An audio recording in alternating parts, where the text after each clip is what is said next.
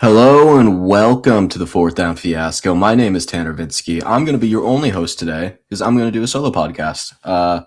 Danny and Jordan are not able to make it today, and I don't feel like bringing in any of the other insiders. We got to make sure this is still FDF and we're not just keep bringing in people. So we're just going to have a Tanner show today.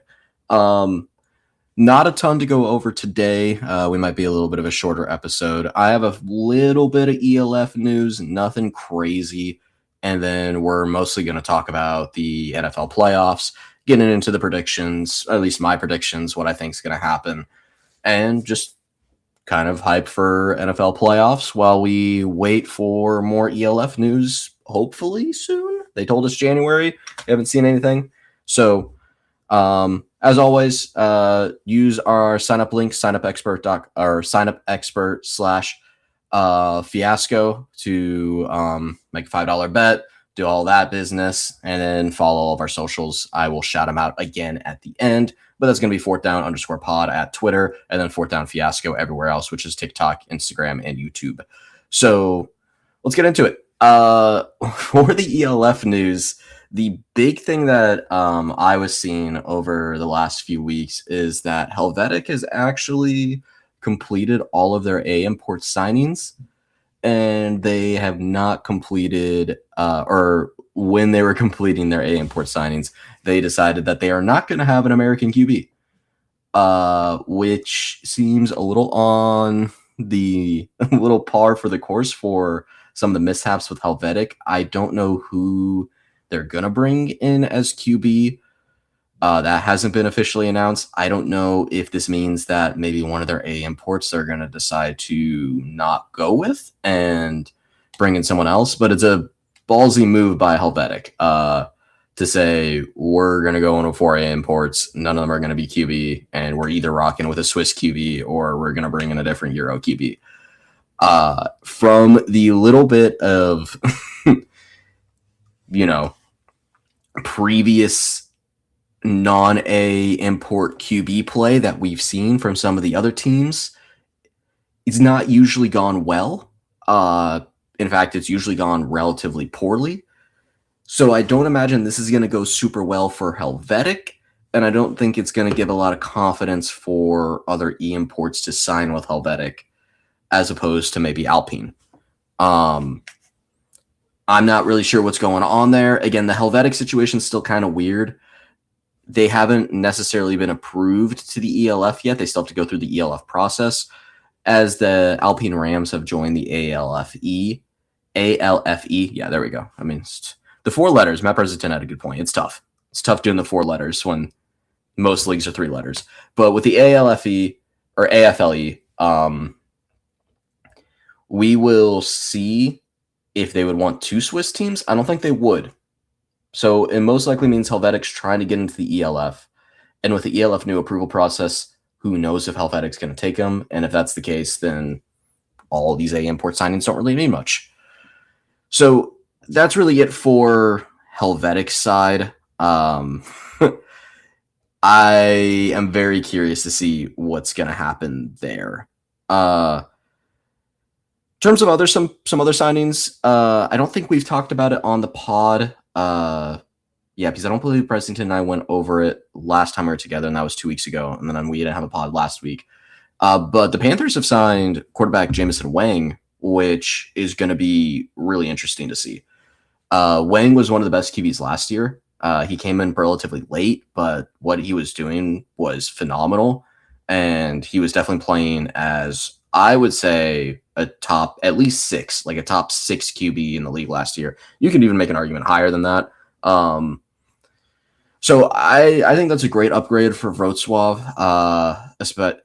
DJ Irons had some great moments, but he also had some low moments. So I think you're getting a little bit more consistent when you bring in Wang. So it's going to be exciting to see. I'm hoping it's going to go well for Wrocław. They've had nothing but instability at the quarterback position ever since they let go of Stephen Duncan 2 years ago. And they've kind of just been churning out QB. Well, sorry, I guess instability is not the best term because they did have DJ Irons for the entirety of last year. So they did have a full starter for 1 year. But Wang feels more like a franchise guy. I don't think he's going to be a stopgap. And I think if Wrocław plays their cards right, they're going to keep Jameson probably for a couple of years. And again, if Wrocław keeps continuing to survive, which I think they will. I mean, they have the fan backing. They are relatively stable financially compared to a lot of these other teams. So I think it's a great signing for them. I'm excited to see the new version of the Wrocław Panthers with Jameson Wang at the helm.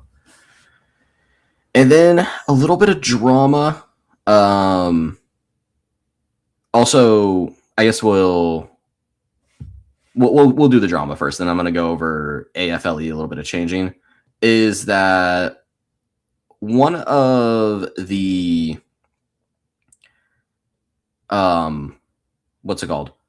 One of the founders of the ELF, well, I don't know if you would necessarily say founders, but one of the big financial backers, Karajika, he's facing some legal investigations for some suspected fraud with, I believe, the Austrian soccer club Klagenfurt. Let me just make sure I got the right name there. Yeah, D2 soccer club Klagenfurt. They're going through some bankruptcy, and there's some potential suspected fraud there. So showing a little bit more of why some of the ELF stuff maybe hasn't gone super great. So keep an eye out on that. Probably a big reason why we're seeing the ALFE or AFLE maybe making these pushes, because they're trying to get some of that old blood out and trying to get some of that stink off. And then they're also, I think they're planning to go by the League Europe, the AFLE, going forward. I don't know if that's officially announced yet. I know bad journalism on my part. I probably should have gotten that cleared up. But either way, we got the AFLE, the League Europe, which would be the TLE, which sounds very strange in my opinion, but sounds better than AFLE. You know, like I said, the 3-letter thing works better than the 4-letter thing. So the League Europe, Vienna has officially signed with them. So Vienna should be officially playing for the TLE/AFLE in 2026, which was kind of a given. I think a lot of people felt like that was going to take place, and we all kind of had a feeling that Vienna was going to be playing with them because they really didn't want to go back to the ELF. But, you know, it's hard to guarantee anything with kind of the news and the lack of transparency, even though they said they were going to give us a lot of transparency, the lack of transparency that we've gotten. So unfortunately, we still don't have a lot of transparency. We don't know what's really going on, but at least we know that Vienna is going to be a part of that league. And that confirms that they did get all 4 of those teams that they originally announced, which is Rhine, Vienna, Wrocław, and Berlin. And they also made another statement about 2 weeks ago stating that they are going to be 10 teams from 8 countries instead of 6 nations, which when we were doing the episode with Matt, I was very confused by the 10 teams from 6 nations, because when I was counting the teams that have already been confirmed, we had already been over 6 nations, because you got Vienna and Austria, you got Monaco, which we're going to count as its own nation because I feel like it's offensive you don't do so. You had the Paris team in France, the London team, so you're British. There's 4 nations right there, and then there was an announced Italian team, and then you got your German teams, and then you got your Polish team, and then you got your Swiss team. So we already know our 8 nations. So we got the 8 nations there. So we know what they're going to be. And we don't necessarily have all 10 episodes. We don't necessarily have all 10 teams, but we do have at least the 8 nations that we know are going to be there. So we'll kind of keep an eye out for what are going to be the official 10 teams. Like I said, we know that there's going to be a Paris team, most likely. There's going to be a London team, most likely. We got Alpine. Who knows what team's going to be in Italy? We know we got the Monaco team, which, again, I don't want to go on another 30-minute tirade about the whole Monaco situation, but that should be there. So we know our 8 nations at the very least with that announcement. Again, really concerning that they come out and say 6 nations, and everybody at the gate can be like, it's not 6 nations, because by the teams you've announced and you said are going to be joining, we can count 8 of them, And so they had to come back and say it. The announcement itself, I mean, people have been looking at it. It looks like it might be just AI generated. I think it got flagged like 98% chance AI, or like it got flagged for like 98% AI detection or whatever. I know a lot of times that happens though, even though it's not necessarily the case. It's just weird. Said it was after a high strategy meeting, whatever that means too. So we'll see with the AFLE/the TLE, how they're going to participate from there on. But we're at least moving in the right direction now that we know, okay, the 8 nations you told us are the 8 nations that are going to be in the league, and we're going to be at 10 teams for 2026. Still very confused how we're going to get to 10 teams in 2026 because we're already in 2026 and we don't know who they are, and we don't have an established London franchise or another established Paris franchise. But if they got the money they say they got, we should be there. But big news, Vienna's there. And we know Vienna is going to be in this league. And the big bonus that the TLE/AFLE is going to have is they got 2 of the most stable franchises in European football. They got the Vienna Vikings and they got the Rhine Fire. And if you got those 2 teams, you might be able to do something,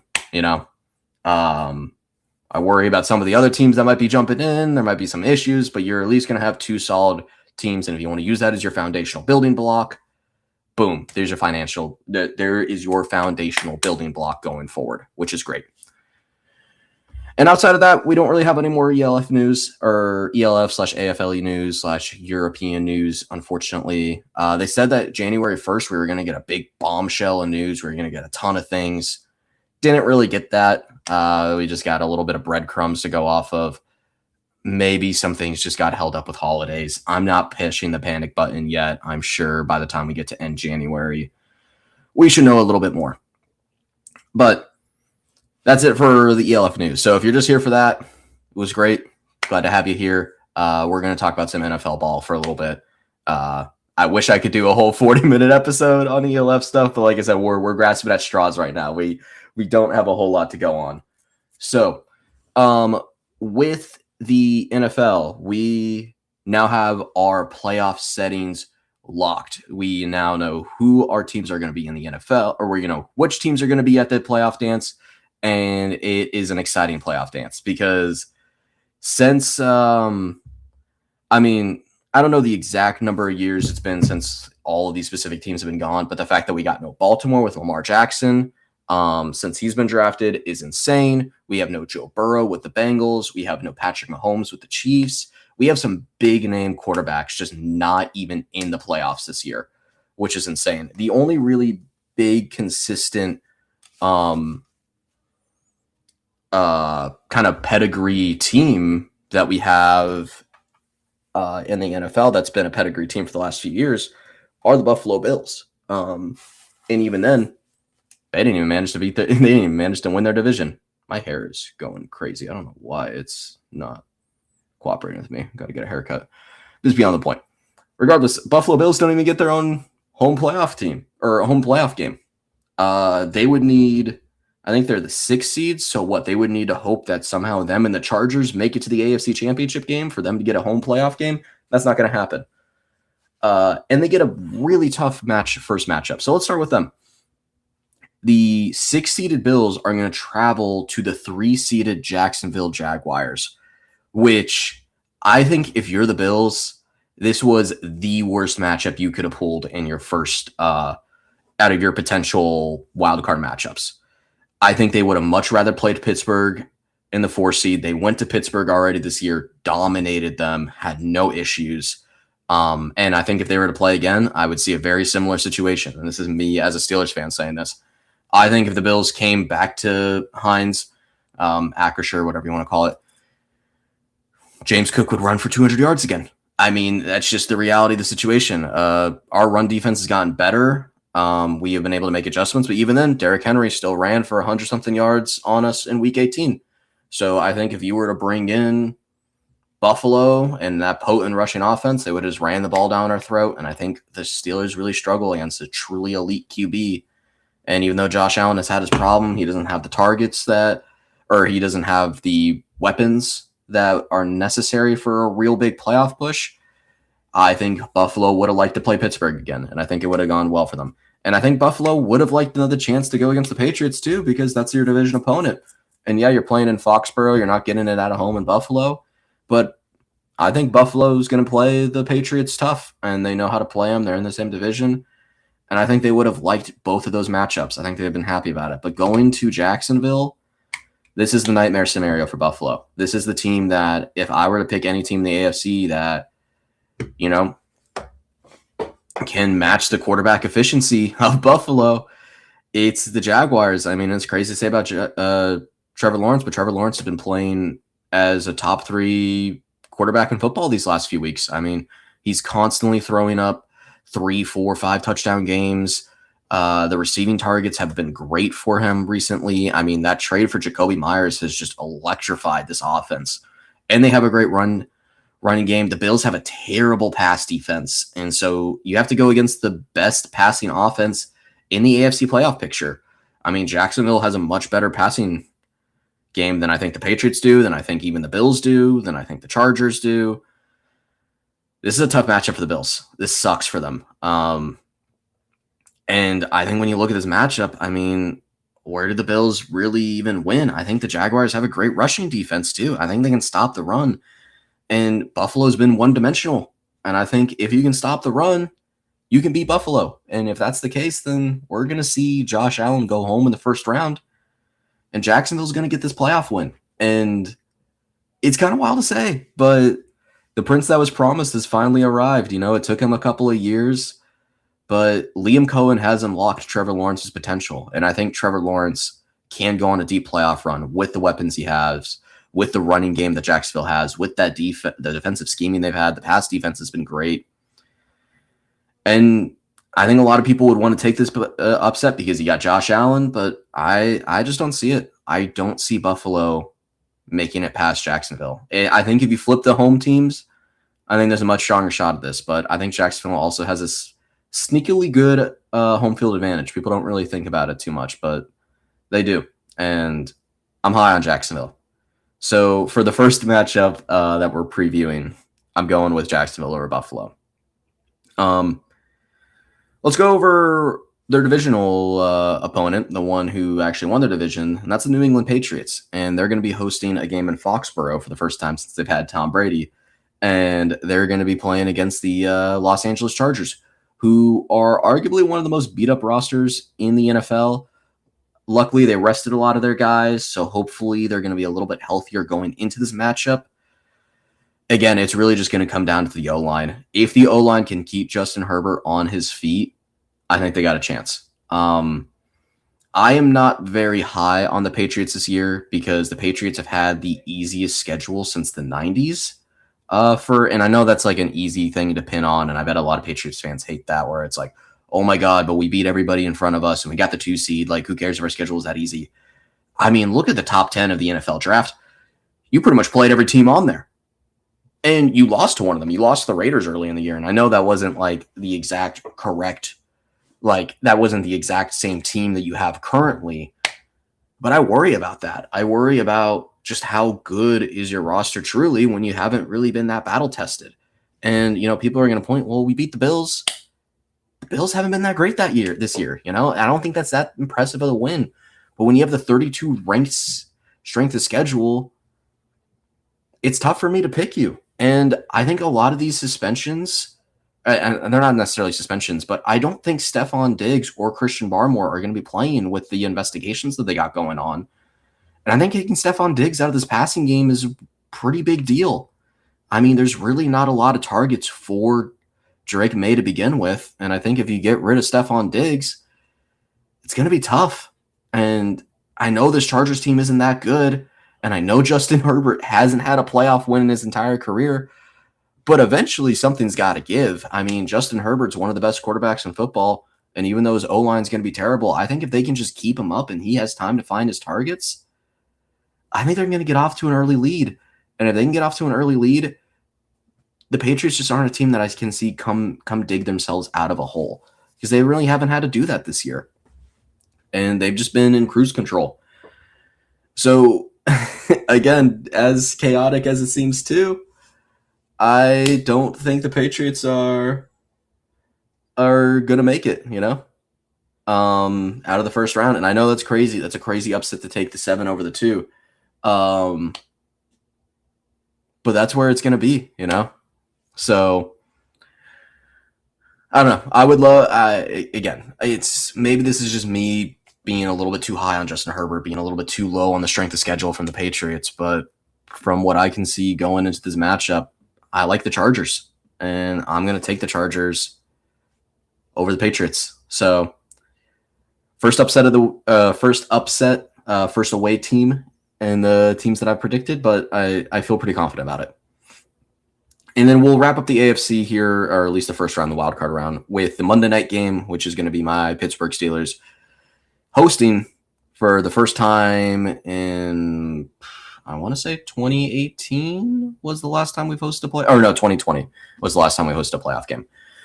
So first time since 2020 since we hosted a playoff game, and we get the Houston Texans, which is the complete opposite feeling that I've had for the Bills, where I think they pulled the worst matchup. I think this is the best matchup that the Steelers could hope for. And people are going to say, you're insane. This Houston defense is one of the best defenses in the league. They have one of the best pass rushes. They have one of the best edge rushing duos that we've seen in a long time.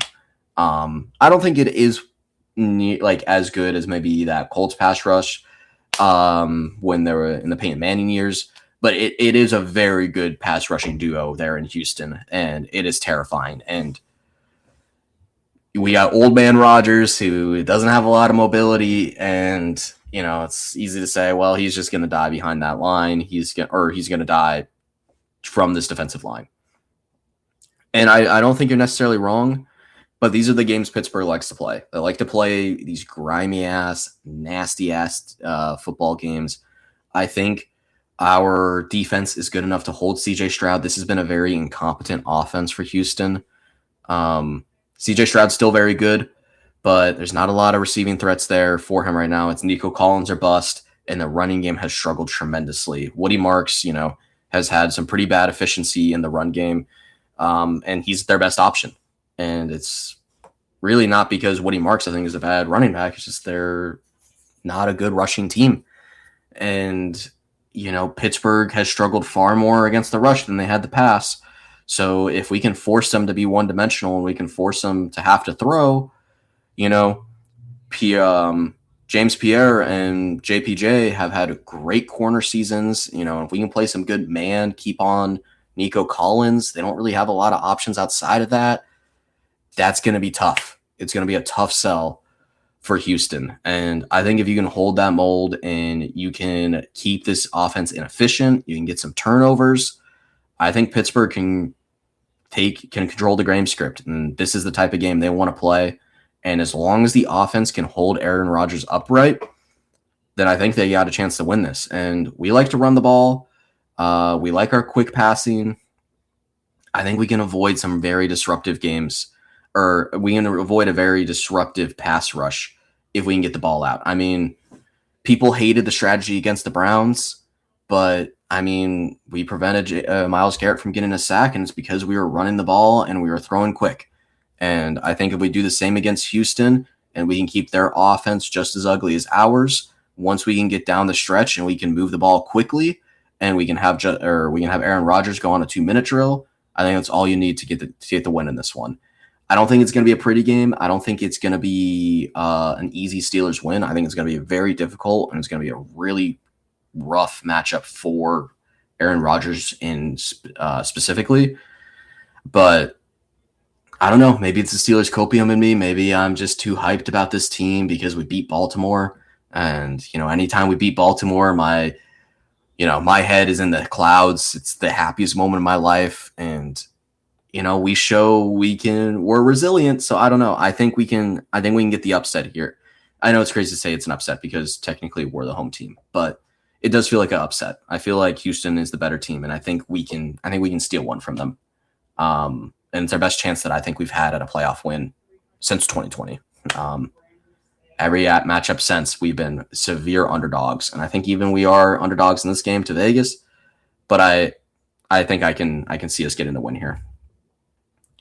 So let's move over to the NFC before we get into our divisional matchups. We'll start with the 2-7. We'll go with the Bears-Packers. This is going to be a very interesting game. These teams split already. And, it's a divisional game, right? They split their games. It's going to be ugly. This is a historic rivalry. We're seeing the Bears kind of make their push up to actually being relevant. They got the 2 seed, even with losing to Detroit. Because luckily the Eagles lost, so they were able to stay at the 2 seed. Even with that loss to Detroit, they're still able to stay there. They get their Packers matchup. They're at home in Soldier Field. This is going to be fun. The only knock that the Packers really have right now is they're banged up. I mean, Jordan Love will be back for the game, but you're still missing Michael Parsons. So you're hoping that you can get something going. And I think the Packers really can rely on the fact that Chicago has started off slow. Most of their games, they've started slow, and then they come alive in the second half. So I think if you can make Caleb Williams make some mistakes early on, you can keep the game scripts. You can keep them slow starting. You can build enough of a lead. It's going to be hard for Chicago to come back. And I think that's the way the Packers win this game. And I think it's a very easy game script for them because it's something that Chicago has done all year where they've started off slow and it kind of had to come alive in the third and fourth quarters. So the Packers are going to like that game script. And I think that if they can get Josh Jacobs going and they can run the ball well enough and they can control the time of possession after they get a lead, it shouldn't be too hard for them to get the win. All of that saying, though, I still like Chicago a little more in this matchup. I think Caleb's been slow at the start of games. The offense has been slow. But I think just the capabilities that this offense has when it is flourishing are better than what the Packers have currently. And I think if these two rosters were at full strength, I think I would like the Packers more. But I think just with missing Micah Parsons, I think there's a big enough difference for Chicago to be able to handle this. And again, Chicago can also run the ball very efficiently. So if Chicago can go out there, they can run the ball, they can control this game script, and they can not fall behind early, I don't see Green Bay being able to claw themselves back into the game. And I think the way Caleb's been playing, I think he can beat any team. He just needs to play 4 full quarters, and that's been tough for him because he's really only been playing half of football. He's only been playing the second half. He struggled through all first halves through all games this year. And I just see the tools in Caleb Williams to be like, okay, just wake up earlier and you can control it and you have some good targets. He's had a great connection with DJ Moore. Rome Odunze has been great. Luther Burden is a good deep threat. I think he's got the weapons possible. Colson Leveland's starting to come alive in the second half of the season too. There's enough targets here that I think Chicago can win this, and I like Ben Johnson a lot. I think Ben Johnson can scheme up great. Has great offensive scheming, can get his guys open, has made this running game very efficient. I love the 1-2 punch with DeAndre Swift and Kyle Monangai. So I'm going to give it to Chicago here. I know the popular upset pick right now is Green Bay to go into Chicago and beat them because Chicago has kind of had a fluky regular season to some people, but I think there's enough here to say that they're going to be able to get this win against Green Bay. Then we'll go into our 3 and 6, where we have the Philadelphia Eagles and the San Francisco 49ers. 49ers traveling to Philly, playing at Lincoln Financial.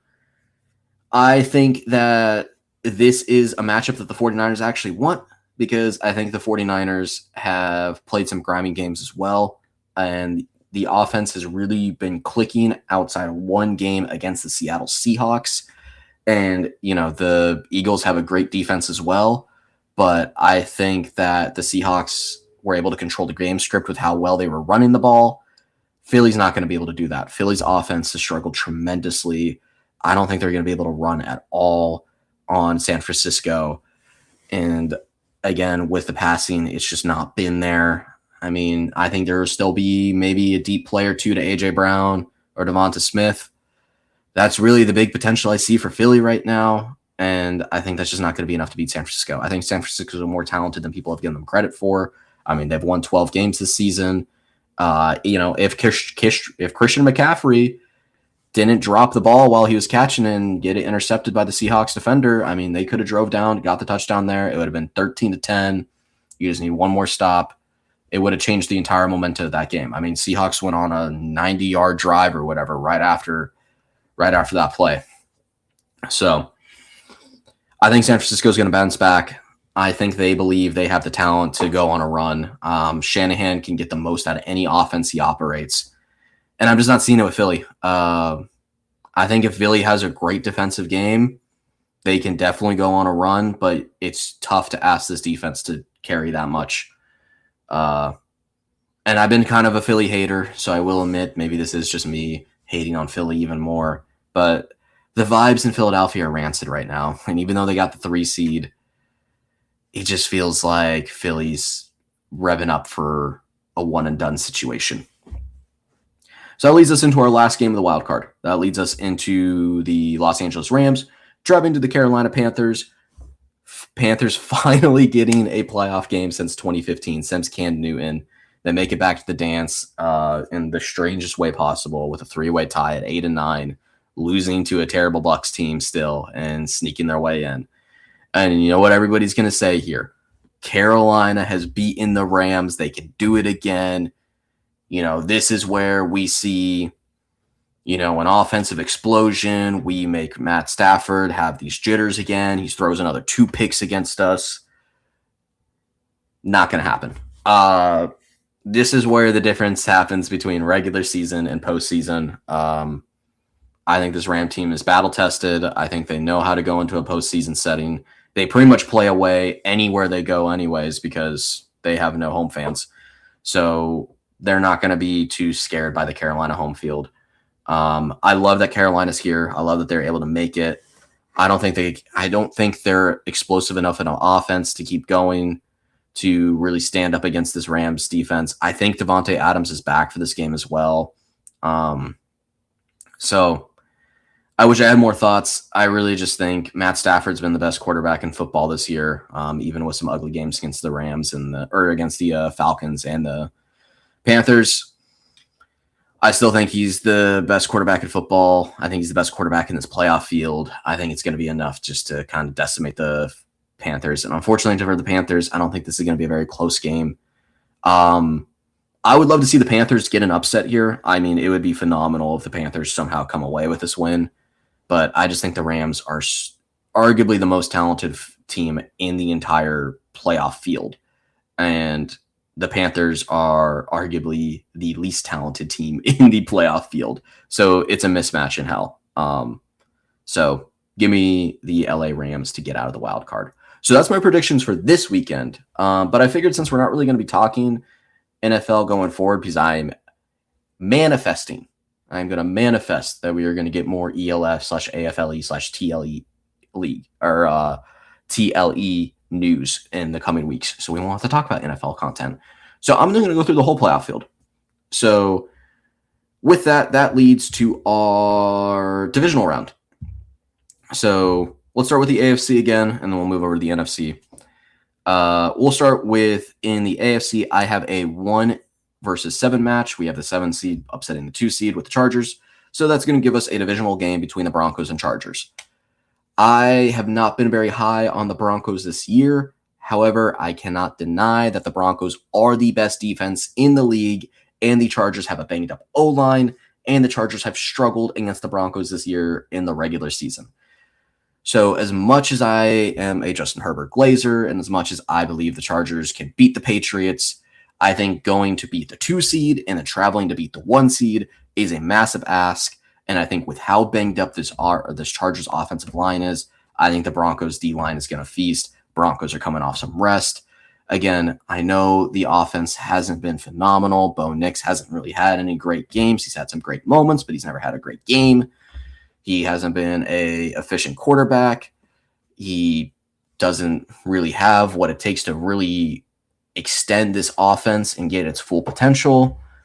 I don't think that's going to matter. I think the defensive line is just going to feast on Justin Herbert with a banged up offensive line, that it doesn't really matter. And I think Bo Nix is just really going to just have to go out there and not make any mistakes, which if you're winning so heavily on defense, it's pretty easy as a quarterback just to play efficient game managing football and advance. So I don't think Bo Nix is really going to have to do a whole lot here. I don't think the offense is going to have to do a whole lot of work.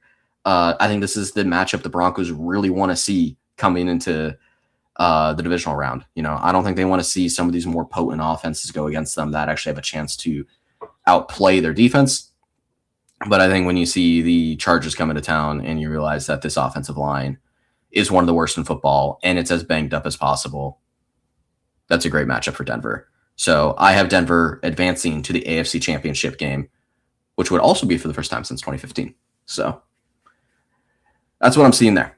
I would give more thoughts. I just don't really have any. I really think that it's a bad matchup for the Chargers. Even though it's a division game and madness happens in division games and they can go in there and cause some chaos, it's not going to happen. It's a tough ask. So that leads us to the next matchup, which is going to be the Jaguars and the Steelers. And I would love to come out here and just be full-blown Yinzer, give you just Steelers are going to go to the Super Bowl. We're going to win it all. I just don't see it here, unfortunately. I think the Jaguars' offense is too potent. I think they've been too efficient, and I think they've had a sneakily good running offense, which the Steelers have struggled with tremendously. So I think traveling to Jacksonville, again, like I said, sneakily good home field advantage. I think that's going to be a tough ask for Pittsburgh to go in there and get an upset again. Again, I like them against Houston just because of how poor that offense has been. Jacksonville's probably got the best offense in the AFC. So I see that offense just going into gear, even though the defense can be disruptive at times. I don't think they're disruptive enough to completely wreck against Jacksonville. And yeah, I think if Jacksonville can get up early, the Steelers just don't have the capability to come back. Again, I would love to see them in a world where maybe we have Trevor Lawrence regress back to maybe his former self and we get some good turnovers, and that absolutely is a possibility. It could happen. I just wouldn't bet on it, and I feel safe for saying that Jacksonville's going to get the win here and advance to their first AFC Championship game since 2017, where they were screwed by a downed fumble in the 2017 AFC Championship game. Didn't get to the Super Bowl, but I'm not going to spoil what I'm going to say is going to happen in this AFC Championship game right now. So yeah, my pick for the AFC Championship is going to be the Jacksonville Jaguars traveling to Denver. For the NFC, let's start with the 1-6 matchup. So that's going to be the 49ers traveling to the Seahawks. Now, we just saw the 49ers at home lose to the Seahawks, so it should just be cut and dry. They lost at home. They're not going to win away. I don't believe so. I think that the 49ers, again, they got the playoff experience. I think the Seahawks have had a phenomenal season. I think when you get into the big games, this is where we're going to see a little bit of that Sam Darnold regression. I think the 49ers are going to be coming in hot into this game. They're going to want revenge. They weren't able to make the playoffs go through Santa Clara. So they're going to show up and they're going to control it against the Seahawks. I think as long as they can control the running game a little bit better than they did in their last matchup, if they can just keep K9 and Charbonnet from completely game-wrecking them, and if we can have some less mistakes from Purdy and McCaffrey, I think that's just plenty enough to completely change the game script. And, it's really, it doesn't make a whole lot of sense on paper. It really does seem like the Seahawks should just go in there and beat the shit out of the 49ers because they beat the shit out of the 49ers in Santa Clara. And, Seahawks have one of the best, if not the best, home field advantage in football. But I just don't really trust Sam Darnold, and I never have. I never will, unless he wins the Super Bowl this year, and then maybe I'll be like, okay, well, you know what? Actually, he can win in big games. But I just think that when the team is hot and they're coming in and they're able to do what they need to do, you can upset most teams. And this 49ers team is well coached. They have a lot of resilience. I love their rushing attack. I mean, Brock Purdy can play very efficient football. And, I think if they got a playoff win already under the belt, I think they're going to have the confidence to go into Lumen Field and knock off the Seahawks. And that leads us to our next matchup, which is going to be the 2-seeded Bears playing the 5-seeded LA Rams. kind of the same points I made about the Los Angeles Rams earlier. I think they have the best quarterback in the playoff field. I think they have a stinkily good defense that doesn't get talked about enough. They have one of the best receivers in football in Puka Nacua. They have an efficient running game with Kyron Williams and Blake Corum. As much as I love the Bears, as much as I love Ben Johnson, as much as I love Caleb Williams, and I think they can do that, I think the Bears can kind of play with their food a little bit against the Packers with how banged up they are. They can start slow and they can still make something happen.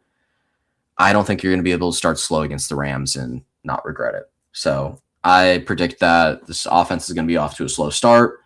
Rams are going to get up early. With the Rams getting up early, I think the Rams are going to be able to control the game script, and they're going to beat Chicago in Soldier Field and move on to the NFC Championship, setting up the 6-seeded 49ers traveling to SoFi Stadium to face the 5-seeded Rams, which is wild for an NFC Championship game to have a wild card team host a playoff game, especially in the NFC Championship game. But that's what I'm predicting. And like I said, I think based on matchups, this is exactly what the Rams would want to see, getting Chicago in the divisional round.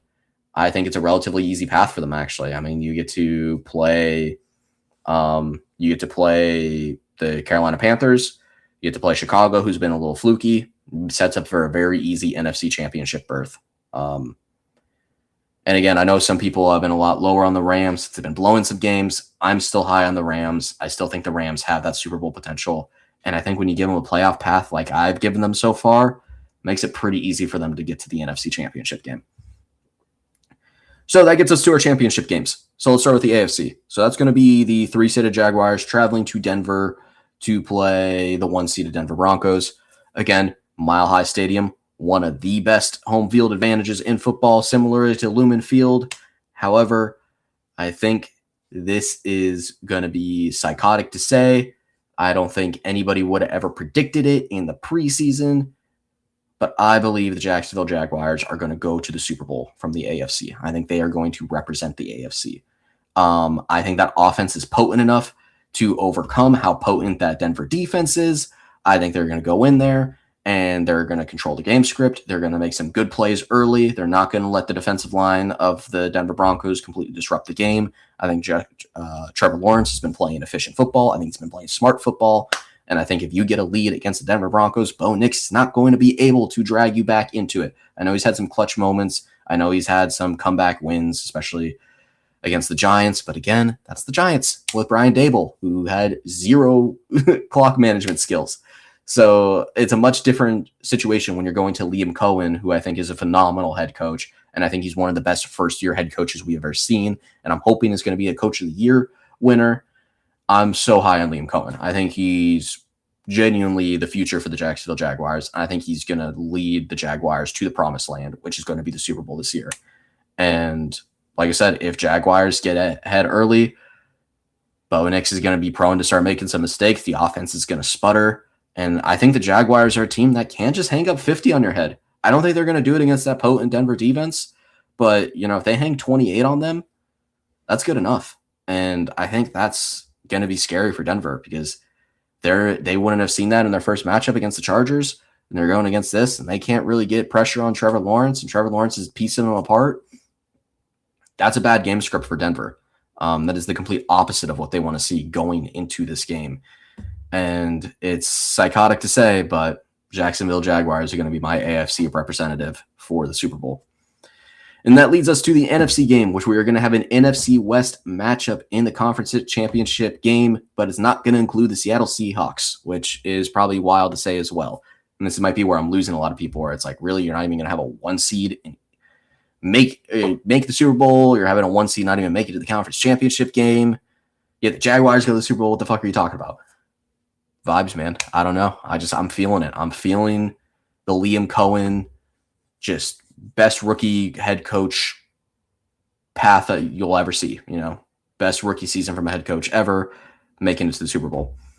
And for this matchup with the 49ers traveling to SoFi Stadium to play the Los Angeles Rams, one of the best city rivalries in all of sports, not necessarily in football. The Rams-49ers rivalry doesn't really exist. Maybe it does a little bit, but no one really talks about it. Nobody really cares for the Rams, so it makes it tough. But LA, San Francisco, Those two cities have some of the best rivalries in sports. Lakers and the Golden State Warriors, the Los Angeles Dodgers, and the San Francisco Giants. And we're going to be able to see a very fun one here between the Rams and the 49ers. And like I said, this is a still relatively easy path to the Super Bowl for the Rams. They're getting the 6-seeded 49ers coming to their house. And that is going to be a 49ers home game. I don't want to mistake that. They are not getting a home game. There is going to be a lot of red and gold in those stands at SoFi Stadium. But I still think I just got to go with who I think is the best quarterback in the NFL playoffs this year. I think Matt Stafford's got another vintage moment in him. As much as I love Kyle Shanahan as a coach, as much as I love that offense, I think the 49ers can be subjected to some bad plays. And, after having to play a very tough game in Lumen Field against the Seahawks, they already had to play a tough game in the first round against the Philadelphia Eagles. They're going to be beat up and they're going to be bruised. They played a tough Philly defense. They played a tough Seattle defense. And now they got to play a tough LA Rams defense. It's going to be a tough ask to get all three of those games to make a Super Bowl appearance. And the Rams have had a much easier path up to this point. They got to play Carolina, then they get to play Chicago. They're cruising. And I think with just how potent the offense can be, they really wouldn't had at this point to put all their marbles into vintage Matt Stafford moments, and you're only asking for one at this point. I think that's just enough for the Rams to advance to the Super Bowl and leaving the 49ers NFC Championship losers once again. So that gets us to our Super Bowl, which is going to be the 3-seeded Jacksonville Jaguars versus the 5-seeded Los Angeles Rams. No 1 or 2 seeds will be making the Super Bowl. That is my prediction, which is a crazy prediction. Most people would never even dream of saying a 1 or 2 seed aren't going to get there. But I think the 2 seeds are just kind of weak this year, man. Chicago and New England Patriots, I think both those teams have very bright futures. I think this is still a little earlier in the time frame. And the 1 seeds, I think they're very strong 1 seeds, actually. I think you have arguably the best defensive football in the Denver Broncos, and you have arguably the best offensive football in the Seattle Seahawks. Also, Seattle Seahawks have arguably one of the best defenses, too.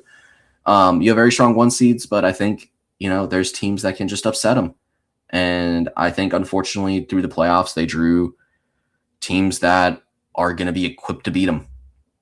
So that gets me to the Jaguars and the Rams in the Super Bowl. And this is what it comes down to. I think you're getting 2 of the best offenses in football in this game, which is going to be a ton of fun. I mean, Matt Stafford with Puka Nacua, Devontae Adams, Kyron Williams in the backfield, Blake Corum with that two-headed rushing monster there. That's a beautiful offense to look at. And then on the same side, you got the Jacksonville Jaguars, who have just as pretty of an offense. Trevor Lawrence, and you got Jacoby Myers coming in, BTJ, Travis Etienne playing the way he's been playing. I would love for this to be a Super Bowl. This is my dream Super Bowl. It's the reason I'm picking it is because I think this would be one of the most fun Super Bowls we've gotten in a while. I think LA Rams, Jacksonville Jaguars, it's going to be an offensive explosion. You're going to have a quarterback duel for all quarterback duels.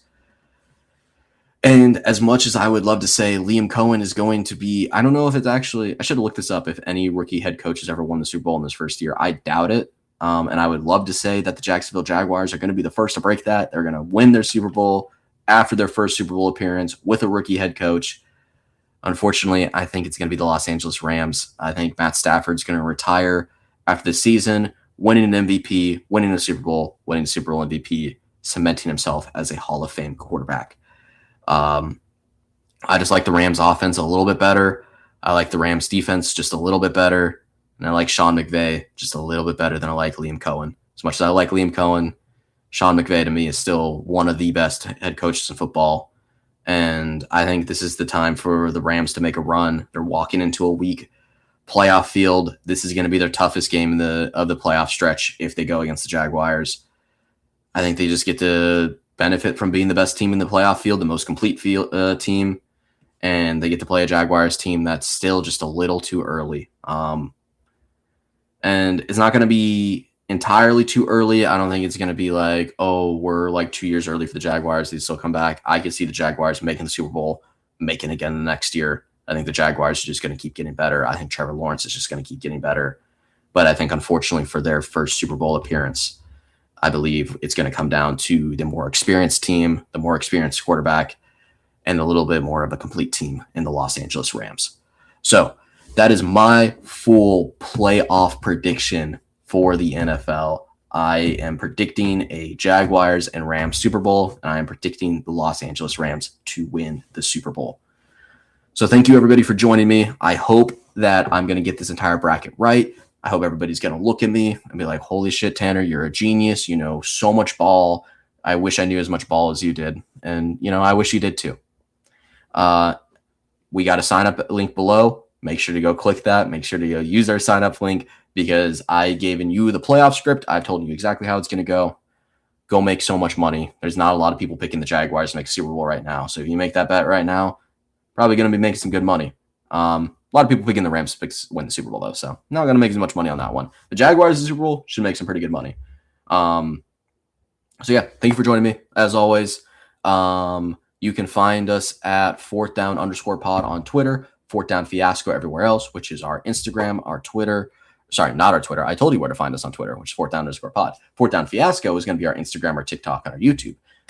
We are hoping to get more YouTube content rolling. I say this every time, but we're just trying to get some interviews lined up for the off season before we get into the European season. Players got a little bit more time right now. I think we should get some guys on, get their thoughts. We want to hear how they think about everything going on in the league. And we're hoping to get some executives. I'm hoping we can get some of the top dogs from the TLE/AFLE and the ELF, get them to talk about some of the madness that's been happening, get us clued in, help us know as fans what exactly we should be suspecting.